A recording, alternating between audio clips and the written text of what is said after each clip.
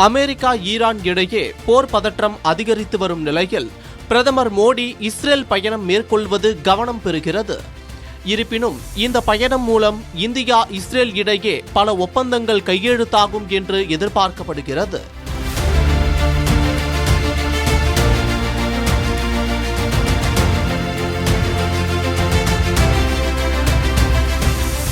பிரதமர் நரேந்திர மோடி தனது இஸ்ரேல் பயணத்தை தொடங்குகிறார். 2017ஆம் ஆண்டுக்கு பின் முதல் முறையாக பிரதமர் நரேந்திர மோடி இஸ்ரேல் செல்கிறார் என்பது குறிப்பிடத்தக்கது. 9 ஆண்டுகளுக்கு பிறகு அவர் மீண்டும் இஸ்ரேல் செல்கிறார் என அறிவிக்கப்பட்டுள்ள நிலையில் பல்வேறு முக்கிய ஒப்பந்தங்கள் இந்த பயணத்தின் போது கையெழுத்தாகும் என எதிர்பார்க்கப்படுகிறது. பிரதமர் மோடி இஸ்ரேல் நாடாளுமன்றத்தில் உரையாடுவது மற்றும் பிரதமர் பெஞ்சமின் நெதன்யாகு உள்ளிட்டோருடன் பேச்சுவார்த்தை நடத்துவது இந்த பயணத்தின் முக்கிய அம்சங்களாக கருதப்படுகிறது. பிரதமர் மோடி இஸ்ரேல் நாடாளுமன்றமான கெனசெட்டில் உரையாற்றுகிறார்.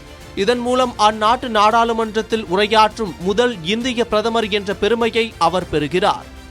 டெல் அவீவ் நகரில் தரையிறங்கியவுடன் பிரதமர் மோடி மற்றும் இஸ்ரேல் பிரதமர் பெஞ்சமின் நெதன்யாகு ஆகிய இருவரும் ஒரு தனிப்பட்ட சந்திப்பை மேற்கொள்வார்கள் எனவும் ஹாலோகாஸ்ட் எனப்படும் யூத இனப்படுகொலையில் உயிரிழந்தவர்களின் நினைவாக அமைக்கப்பட்டுள்ள யார் வாஷெம் நினைவு சின்னத்திற்கு சென்று பிரதமர் நரேந்திர மோடி அஞ்சலி செலுத்துவார் என அதிகாரிகள் தெரிவித்தனர்.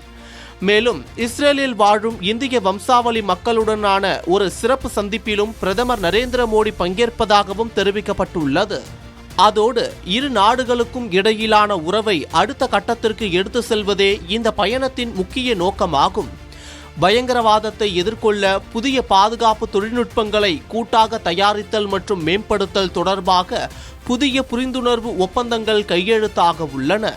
AI, குவாண்டம் கம்ப்யூட்டிங், சைபர் பாதுகாப்பு மற்றும் செமிகண்டக்டர் ஆகிய துறைகளில் நெருக்கமான ஒத்துழைப்பு குறித்து விவாதிக்கப்படும் எனவும் பல ஆண்டுகளாக நிலுவையில் உள்ள தடையற்ற வர்த்தக ஒப்பந்தம் தொடர்பான பேச்சுவார்த்தைகள் இந்த பயணத்தின் மூலம் இறுதி வடிவம் பெறும் எனவும் எதிர்பார்க்கப்படுகிறது. பிரதமர் நெதன்யாகு முன்மொழிந்துள்ள எக்ஸகனல் அலையன்ஸ் எனப்படும் புதிய பிராந்திய பாதுகாப்பு கூட்டமைப்பில் இந்தியாவின் பங்கு குறித்தும் விவாதிக்கப்படும். தற்போது ஈரான் தொடர்பான போர் பதற்றங்கள் அதிகரித்து வரும் சூழலில் பிரதமர் மோடியின் இந்த பயணம் கவனம் பெறுகிறது.